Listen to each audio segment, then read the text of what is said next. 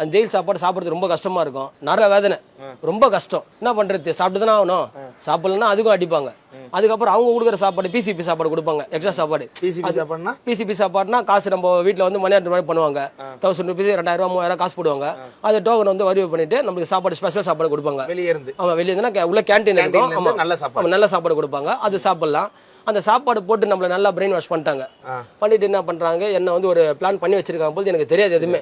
ஒரு நண்பர் என்ன பண்றாங்க, எனக்கு தெரிஞ்ச நண்பர், எனக்கு சாப்பாடு போட்ட நண்பர் ஜெயில உள்ள சாப்பாடு போட்டாங்கன்னா ரொம்ப பெரிய விஷயம். அவர் வெளியே வந்த பிறகு அவர் சண்டையில என்ன பண்றாங்க, அவரை வந்து அவங்க முன்னுரிமை எல்லாம் சேர்ந்து அவரை கை எடுத்துறாங்க. இது எங்க வச்சு நடக்குது? ஜெயிலுக்குள்ள இல்ல, ஜெயில இருந்து வெளியே வந்த பிறகு அவர் கை எடுத்துற பிறகு நாங்க மருத்துவமனையில போய் பாக்குறோம். சாப்பாடு போட்டாங்கல்ல, அந்த விஷயத்துக்காக அவர் போய் பாக்குறோம். பார்த்து என்ன பண்றோம், ஆறுதலா பேசுறோம், என்னப்பா எதுப்பான்னு கேட்கறோம். இந்த மாதிரி இதாகி போச்சுப்பா, அதை வந்து பழி வாங்கணும் பண்றாங்க. இவருக்காக ஏதோ ஒன்று பண்ணும் அப்படின்ற மாதிரி இவங்க பேசிட்டு இருக்காங்க. எனக்கு தெரியாது, என்ன தெரியாம கூட்டு போறாங்க. அந்த வழக்குல கூட்டு போகும்போது அவர் கை போனதுக்கு காரணமானவங்களை நாங்க எல்லாம் ஃப்ரெண்டுங்கெல்லாம் போயிட்டு அவர் அட்டாக் பண்றோம். ஆமா, அவங்க என்ன சொல்லி கூப்பிட்டாங்க, என்ன வந்து நல்ல ஃப்ரெண்ட்ஷிப்பா தான் கூப்பிடுறாங்க. டிஃபன் சாப்பிடலாம், காபி சாப்பிடலாம் அப்படின்ற மாதிரி சொல்றாங்க. இதை பண்ண போறோன்னு கூப்பிடல, பண்ண போறோன்னு சொல்ல நம்ம கிட்ட. நம்ம எதாச்சும் தான் கூட்டு போறாங்க. கூட்டு போயிட்டு அங்க எல்லாமே கரெக்டா செட்டிங்ல இருக்காங்க அவங்க. அப்ப என்ன பண்றாங்க, அந்த இதுல வந்து என்னையும் ஜோடிச்சு அந்த வழக்குல ஜாயின் பண்ணி விட்டு நான் அந்த வழக்குல இவனையும் மாட்டி விட்டுங்கிற மாதிரி தான். ஆமா, பிரெயின் வாஷ் பண்ணிட்டாங்க. நல்லா பிரெயின் வாஷ் பண்ணிட்டாங்க. ரெண்டாவது நானும் போய் ஆறுதலா ஹாஸ்பிட்டல்ல போய் பார்த்தது, சிறையில இருந்த பழக்கம் சிறையிலே முடிச்சிடணும். நம்ம ஜெயில வந்து வெளியே வந்துட்ட பிறகு அந்த கான்டாக்ட் இருக்கக்கூடாது. அது இருந்ததால எனக்கு ஒரு உதாரணம், நான் ஒரு இதுவாயிட்டேன், நான் பாதிக்கப்பட்டேன். அதுல வெளியே வந்த பிறகு அவங்க செஞ்சாலும் செய்யலனாலும் அந்த போன் பேசுற ட்ரேசர் எல்லாம் இருக்கும் பாத்தீங்களா, அதால வந்து என்ன பண்றாங்க, என்னையும் போலீஸ் பிடிச்சி என்ன பண்றாங்க, இவங்க இது பண்ண போறாங்க சொல்லிட்டு நாங்க தான் நீதிமன்றத்தில் போய் சரண் அடைகிறோம். ஏன்னா உங்க பேர்ல லிங்க்ல போன் பேசுறோம் போற வரனா அவங்க கண்டிப்பா தூக்குவாங்க. ஆமா, கண்டிப்பா எடுத்துருவாங்க அவங்க. அதெல்லாம் என்ன பண்றோம், நான் கோர்ட்டுக்கு சரண்டர் ஆகி ஜெயிலுக்கு போறோம். ஜெயிலுக்கு போயிட்டு அதுல என்ன பண்றாங்க, என் மேல முதல் முறையா குண்டாசு தடுப்பு சட்டம் போடுறாங்க. 37 வயசுல போடுறாங்க. எனக்கு 2018 போடுறாங்க. அதுல கிட்டத்தட்ட நான் இது முடியணும், 1 வருஷம் குண்டா சட்டம். எத்தனை நாள் இருக்கணும்? 365 நாள். கிடையவே கிடையாது. பெயில் எடுக்க முடியாது. ஜெயில் வாழ்க்கை எப்படி இருந்துச்சு அந்த ஊர்? ரொம்ப ரொம்ப ரொம்ப கஷ்டம் தான். போகக்கூடாத இடம். ஏதோ தெரிஞ்சோ தெரியாம போவே கூடாது. போனா திருப்பி நம்ம லைஃப் இருக்காது. 1 வருஷம்ன்றது சும்மாலாம் கிடையாது. 365 நாள் நரக வேதனை. சாப்பாடு கொடுப்பாங்கன்னா அந்த சாப்பாடு சாப்பிடவே முடியாது. அதுல உப்பு தண்ணியை போட்டு நம்ம மிக்ஸ் பண்ணி சாப்பிட்டா சாப்பிடலாம். ஒரு ஊருக்கு வந்தா சாப்பிட்டுக்கலாம். அப்படின்னா வெறும் சாப்பாடுனா சாப்பிடவே முடியாது. சாப்பாடு ஒயிட் ரைஸ் போடுவாங்க. ஒயிட் ரைஸ்ல குழம்புன்னு ஊற்றுவாங்க. அந்த சாப்பாடு ஒயிட் கலர் சாப்பாடு கலரே மாறாது, அப்படியே தான் இருக்கும். இந்த வாரத்தில் ஒரு நாள் சிக்கன் போடுவாங்க. அதுவும் ரசத்துல கறி போட்டா எப்படி இருக்கும், அந்த மாதிரி தான் இருக்கும். உள்ள இந்த சாப்பாடு மட்டும் தான் பிரச்சனையா இருக்குமா, இல்ல எல்லாமே இருக்கும். நம்ம ஒரு செல்ல இருக்கோம் அப்படின்னு சொன்னா 20 பேருக்கு ஒரு செல்லு கொடுப்பாங்க. அந்த செல்ல நம்ம இருக்கோம் அப்படின்னு சொன்னா 6 மணிக்கு அதில் திறந்து விடுவாங்க. 6 மணிக்கு ஈவினிங் க்ளோஸ் பண்ணுவாங்க. 12 மணி நேரம் நம்ம ஜெயில் லாக்கப்புக்குள்ள இருக்கணும், கம்பிக்குள்ள. 12 மணி நேரம் வெளியே சுதந்திரமா போய் போகலாம். ஒரு குறிப்பிட்ட அளவு ஒண்டியோ, first block, second block, third block, quarantine, அந்த மாதிரி மெடிக்கலுக்கு போகலாம், கேரம் போர்டு விளையாடலாம், லைப்ரரி போகலாம். நல்ல ஆக்டிவிட்டி இருந்தா அவங்க அனுப்புவாங்க. இவர் மேல தப்பு இருக்கு, இவர் பக்கத்துல போனா கஞ்சா ஆயிட்டு வரும் அப்படிலாம் இருந்ததுன்னா உங்களை அலோவ் பண்ண மாட்டாங்க, வெளியே அனுப்ப மாட்டாங்க. அந்த பீடி சிகரெட் எல்லாம் கிடைக்குமா? எல்லாம் கிடைக்கும், எல்லாமே அங்க கிடைக்கும். அது அப்படின்னா இந்த டோக்கன், இந்த பிசிபி பீடி கொடுத்தா அது கொடுப்பாங்க, பீடி கொடுப்பாங்க. நம்ம டோக்கன்ல நம்ம பழைய காலத்துல இந்த பண்டமாற்று முறை மாதிரி அந்த மாதிரி பொருள் கொடுத்து பொருள் வாங்கிக்கலாம். ஆமா, அங்க நைஜீரியாலாம் இருக்காங்க. அவங்களுக்கு வந்து நம்ம போற செருப்பு, நம்ம போற ஜட்டி முதல் கொண்டு வாஷ் பண்ணி கொடுத்தா அவங்க எடுத்துப்பாங்க. ஏன்னா அவங்களுக்கு வந்து சாப்பாடுலாம் கிடையாது. அவங்களாம் வந்து இந்த இதுல மாட்டுவாங்க, இந்த பிரவுன் சுகர் மேட்ல. அது பெயில் எப்படின்னா சின்ன ரிமாண்ட் அப்படின்னு சொன்னா 5 நாள். நம்மளுக்கு அவங்களுக்கு ரிமாண்ட்னா 20 வருஷம் இருக்கணும். அதுக்கு மேல ஆயிடுச்சுன்னா அவங்க எம்பசில தான் விடுவாங்க. அவங்க என்ன போனா ஃபுட்டுல அவங்க கையில கொடுத்துருவாங்க. தக்காளி, வெங்காயம், அரிசி, பருப்பு, கறிலாம் அவங்க கையில கொடுத்துருவாங்க. அவங்க கிச்சன் கொடுத்துருவாங்க. அவங்க சமைச்சு சாப்பிடுவாங்க.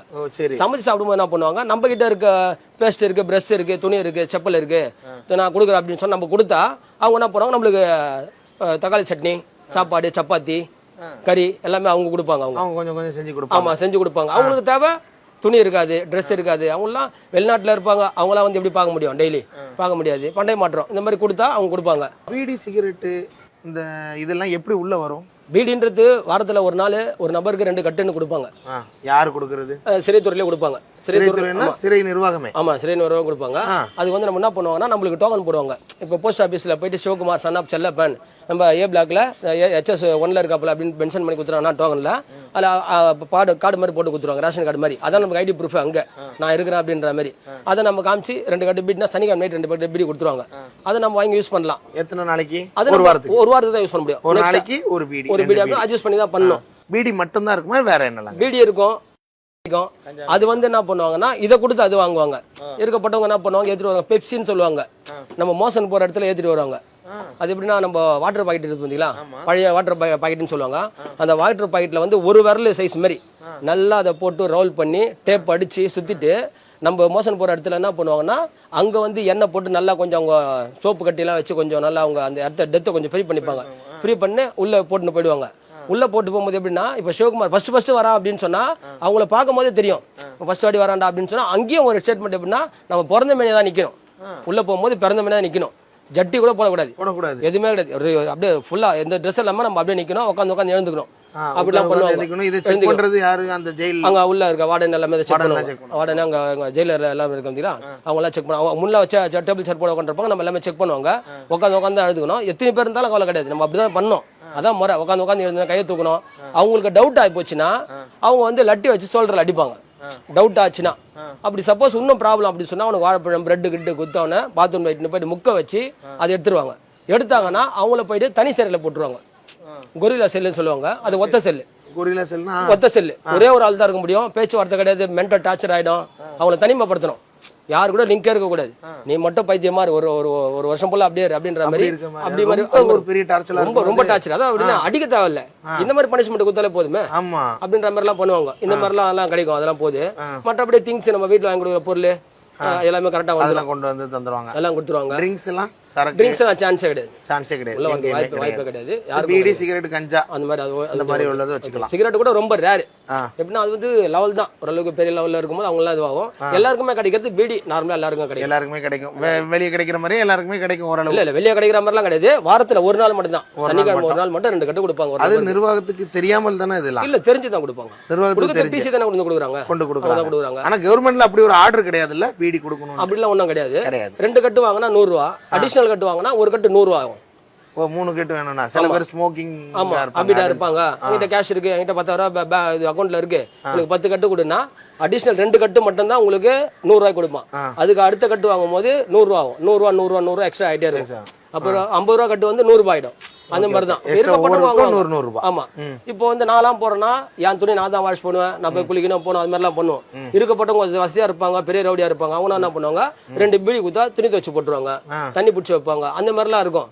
அங்க சிறைத்துறையில போலீஸ் பிரச்சனை பண்றாங்களோ இல்லையோ, அங்க இருக்க ரவுடிங்க ரொம்ப பிரச்சனை பண்ணுவாங்க. எப்படின்னா நீங்க தட்டு நம்ம தான் கழுவணும், தட்டு நம்ம கழுவணும், அவங்க ரூமை வாஷ் பண்ணணும், அவங்க துணியை துவச்சு போடணும். இதெல்லாம் செய்யலன்னா அந்த ரூம்ல இருந்து தெத்தி அனுப்பிச்சிருவாங்க. சார் இங்க ரவுடின்னா இப்போ மயிலாப்பூர்ல நான் மட்டும் கிடையாது சார், சிட்டி ரவுடியா இருப்போம் புழல்ல. சிட்டி ரவுடியா இருக்கான்ல, சிட்டி ரவுடி இருக்கும்போது நீங்க எப்படி என்ன மட்டும் காரணம் பண்ண முடியும்? பெரிய ரவுடி இருக்கும்போது நம்ம சின்ன ரவுடி ஆமா அடிக்க தானே போணும். சிட்டி ரவுடி சென்னைனா புழல்னா மயிலாப்பூர் மட்டும் தான் கிடையாதுல்ல. திருவள்ளூர், செங்கல்பட்டு, காஞ்சிபுரம், மதுரை எங்க இருந்தோ அந்த இடத்துல எங்க ரிப்பேர் பண்றாங்களோ அங்க இருந்து கொண்டு வந்து இங்க புழல்ல தான் போடுவாங்க. அப்படி போடும்போது ஒவ்வொரு பிளாக்குக்கும் ஒவ்வொரு ரவுடி இருப்பாங்க. இப்ப நாளையும் அப்படி ரவுடிகள் இருக்காங்க. எப்படின்னா சப்போஸ் ஒரு ஆள் வந்து கொஞ்சம் பார்க்கும்போது அமுல் பேபி மாதிரி இருந்தாருன்னா ஒரு சேர்க்கை, அவன் வரல அப்படின்னு சொன்னா அவனை மென்டல் டார்ச்சர் பண்ணி ஒரு மாதிரி பண்றது. அத்தனைக்கும் 20 பேர் இருக்க செல்ல அது நடக்கும்.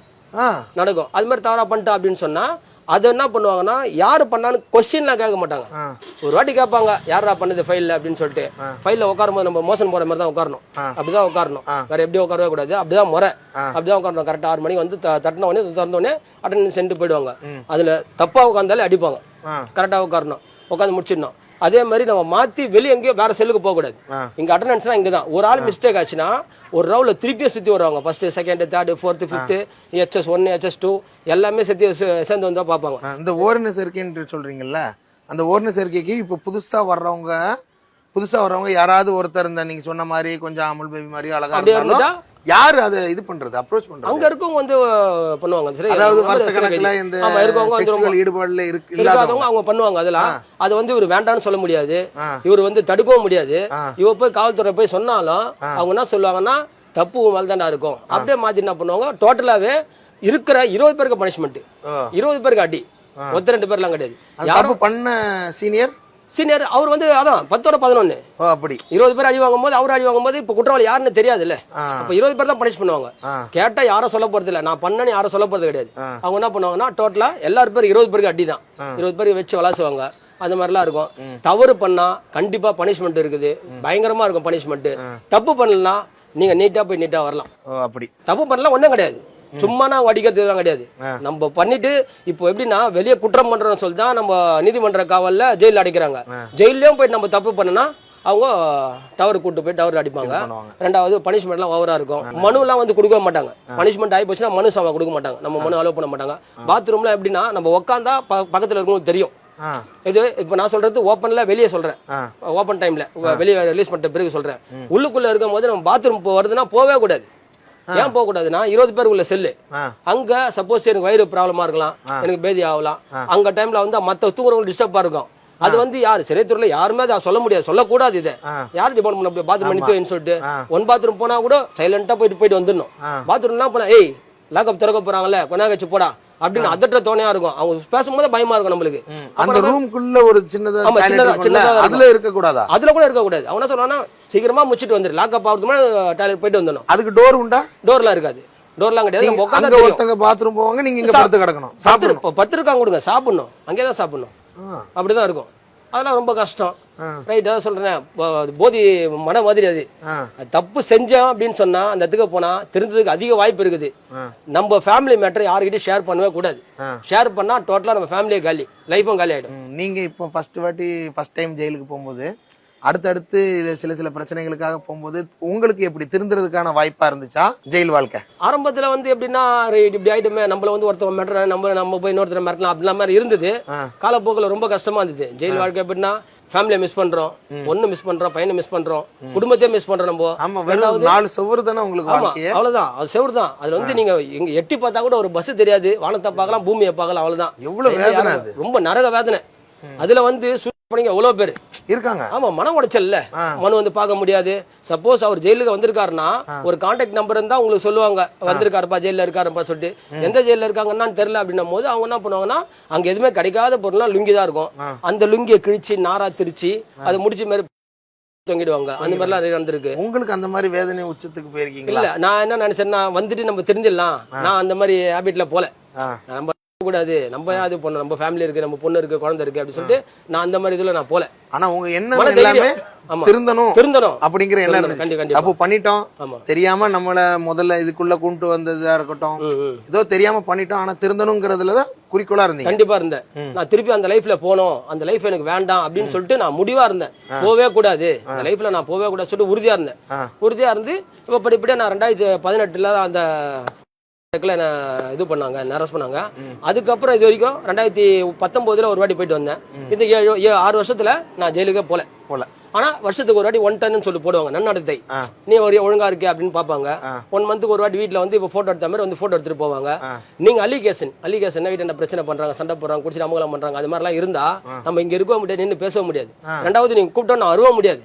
அப்படி இருக்கும், எனக்கு அச்சுறுத்தல் இருக்கும். வெளியே போனா சின்னதா ஏதாவது நடந்தா கூட முடிஞ்சு போச்சு. ஏன்னா 1 டன்ன்றது எதுக்கு போடுறாங்கன்னா அந்த 1 டன் அப்படின்றதுன்னா 1 வருஷம் நீ தெரிஞ்சு வாழ்ற, உனக்கு வந்து ஒழுங்கா வச்சுக்கிறோம் அப்படின்ற மாதிரி வச்சிருப்பாங்க. அதுல நம்ம ஏதாவது தவறு செஞ்சுட்டா ஒயிட் பேப்பர்ல கையெழுத்து வாங்கி வச்சிருப்பாங்க. அடிஷனலா அவங்க ஏதாவது ஃபில்அப் பண்ணிட்டு ரிமாண்ட் பண்ணுவாங்க. ஆனா அது பொய்யெல்லாம் செய்ய மாட்டாங்க. எப்படின்னா ஆரம்பத்துல நீ தவறு செஞ்சினா கண்டிப்பா ரிமாண்ட் பண்ணுவாங்க. ரிமாண்ட் பண்ணாங்கன்னா அந்த 1 டன்ல ரிமாண்ட் பண்ணாங்கன்னா 365 நாள் ஜெயில தான் இருக்கணும். வெளியே வர முடியாது. நோல் பெயில் அடிப்படினாலும் எந்த பிரச்சனையும் சரி உங்க மேல ஒரு கம்ப்ளைண்ட் போயிடுச்சு அப்படின்னாலே முடிஞ்சு போச்சு. இப்போ கிட்டத்தட்ட எனக்கு 1 டன் போட்டு 25 நாள் ஆகுது.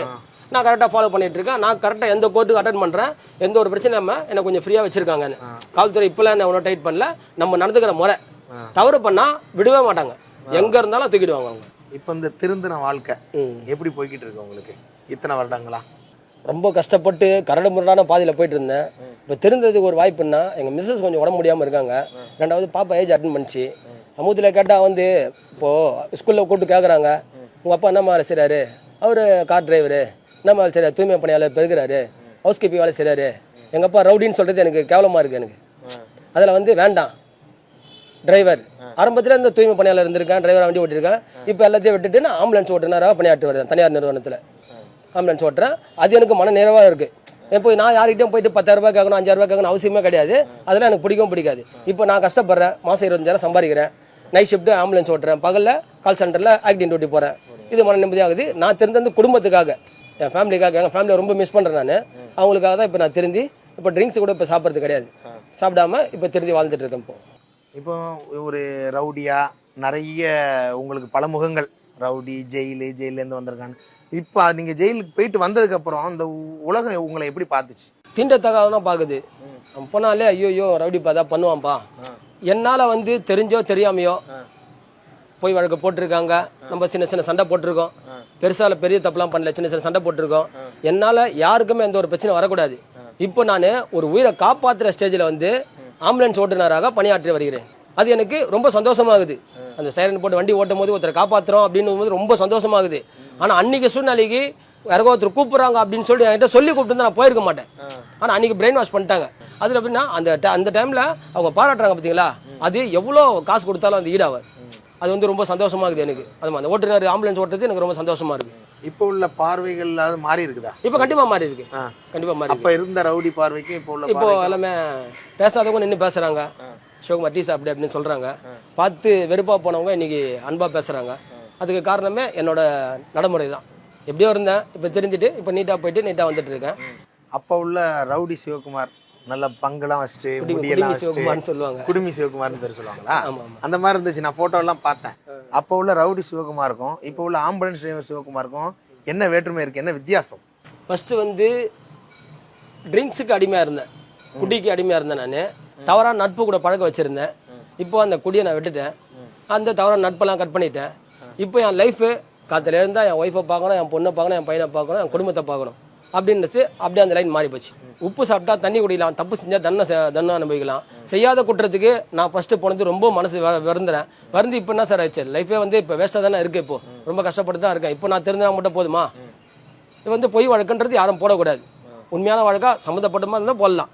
பொய் வழக்கு அன்னைக்கு போட்டது தான் இப்போ என் லைஃபே வந்து ரொம்ப ஃபைல் பண்ணிடுச்சு. ஃபர்ஸ்ட்டு ரொம்ப வந்து நம்மளை வந்து ரொம்ப துச்சமாக பார்ப்பாங்க. எங்களுக்கு ரொம்ப கஷ்டமா இருக்குது, நீ இருக்கவே தேவை வீட்டில், போயிட்டு வீட்டை விட்டு அப்படின்னு சொல்லிட்டு என்னை தனிமைப்படுத்துறாம ரொம்ப டார்ச்சர் பண்ணாங்க வீட்லயே. மனைவியே? ஆமா, வீட்லயே. யாருக்கு தான் பிடிக்கும், டெய்லி ஒரு பிரச்சனை எடுத்து வராங்க. அப்படின்னும் போது போலீஸ் வந்து பிடிக்கும் போதெல்லாம் அவங்க என்ன டைம் பிடிக்கிறாங்களோ 2 மணிக்கு என்ன கூட்டு போறாங்கன்னா சந்தேகத்தின் பேர்ல அவங்க 2 மணிக்கு பின்னாடியே கிளம்பி வந்துருவாங்க.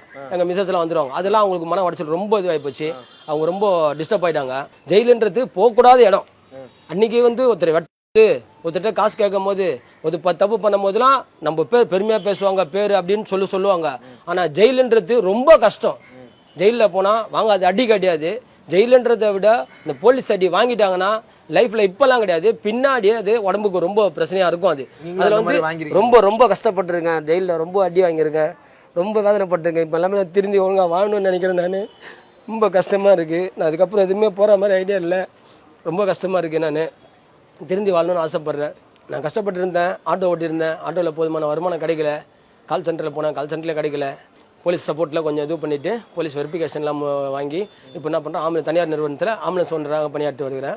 அது வந்து எனக்கு சந்தோஷமாக இருக்குது. நல்ல சேலரி தராங்க, யூனிஃபார்ம்லாம் போட்டு டீசெண்டாக போயிட்டு டீசெண்ட் ஐடி பார்க்கில் ஒர்க் பண்ணுற மாதிரி ஒரு ஃபீலிங் கிடச்சிருக்குது. இது வந்து 42 வயசில் எனக்கு கிடைக்காது. 40 வருஷம் எனக்கு 40 வருஷம் வாழ்க்கையை நான் தொலைச்சிட்டேன். 2 வருஷம் தான் நான் வாழ்க்கையை ஒரு மனிதனாக வாழ்கிறேன். 40 வருஷம் வேஸ்ட்டு, டெலிட் தான் பண்ணோம். அது எழுதி பேப்பரில் அழிக்கிற மாதிரி என் வாழ்க்கையை நானே அழிச்சிட்டேன். இந்த 2 வருஷமாக தான் நான் ஒரு மனுஷனாக வாழ்கிறேன். எத்தனையோ பேர் இத்தனை உயிரை எடுத்தான்னு தான் உங்களை கேள்விப்படுறேன். இப்போ ஆம்புலன்ஸ் ஓட்டுறதுலேருந்து எத்தனையோ உயிரை காப்பாற்றினவங்கிற அந்த பேர் இனிமேல் நிலைக்கும். கண்டிப்பாக அந்த அளவுக்கு உங்களோட செயல்பாடு இருக்கும். கண்டிப்பாக. Okay sir.